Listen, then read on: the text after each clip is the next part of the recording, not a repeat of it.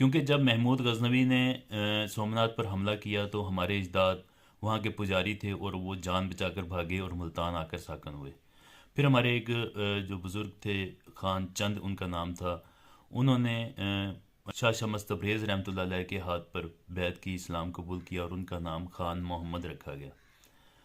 لیکن میں اور میرا خاندان اور پوری مسلم امہ جو ہے وہ محمود غزنوی کو ہیرو مانتی ہے اور اسلام کی اساس گردانتی ہے بر صغیر میں.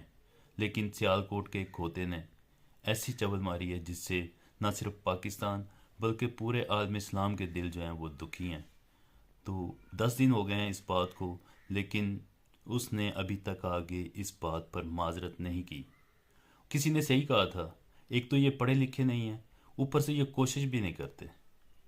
انتہائی شرمناک بات ہے.